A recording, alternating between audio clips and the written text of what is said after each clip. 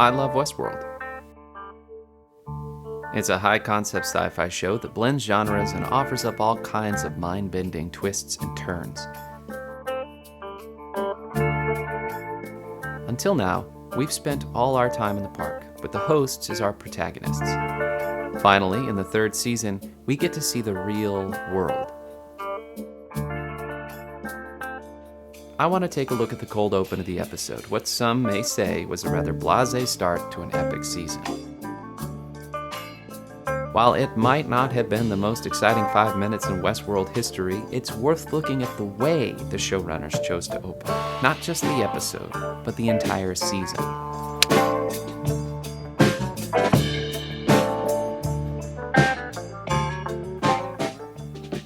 On the surface, it's a series of cliches. Rich jerk white guy that abuses his wife gets what he deserves, thanks to our anti-hero, Dolores Abernathy. It's basic and predictable, and it hardly offers anything of substance from an audience standpoint. Except, maybe it does. Let's dig deeper. Notice the first person we meet, Eunice, played by sayin. She's Jerry's wife, the rich guy. Jonathan Nolan directed this episode, and he takes great care to introduce us to Eunice and builds our sympathy for her by lingering on her expression here.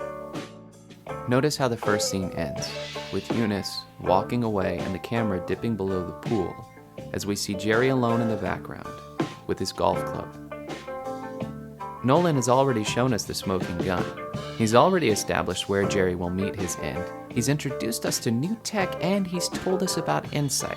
Remember Insight, the company which we're sure to get to know very well throughout the season, all in less than 2 minutes of screen time. The top of the sequence mirrors the end, and it's a technique that Lisa Joy and Jonathan Nolan use again and again. Consider Season 2's opening of Bernard on the beach. That was a sequence that they revisited in the final episode. Or Escalante, where Arnold and Ford both met their end. This also plays into another motif Joy and Nolan love to use. Darkness versus light. Arnold was shot during the day, Ford at night, whereas this cold open starts at sunset and ends at night. The juxtaposition of things visually is classic in film and television, Westworld included. Good versus evil, man versus machine, fire and water. Look close and you'll see juxtaposition everywhere. It's classic Westworld. This scene will be easily forgotten, for good reason. Just look at the decor. And it was like an amuse-bouche. It's meant to whet our appetite by setting the stage for not just the first episode, but the entire season. It introduced us to the future tech we haven't seen before and set the visual tone for the new season, which is very different from what we're used to. It also gave us a glimpse of what a compassionate Dolores might look like. Not for nothing, but she lets Eunice live. We needed to transition between the world we came from, one where in order to escape Westworld, Dolores had to massacre 75 people and wound 200 more. In the park, the humans the hosts encountered were mainly elite, wealthy, white assholes. As we transition to the global human population, the real world, we see that perhaps it isn't just robots that are stuck in a loop, decided by the extremely wealthy, but it's also the vast majority of humans, further blurring the line between man and machine. Eunice could be a host, who knows? It's Westworld, baby.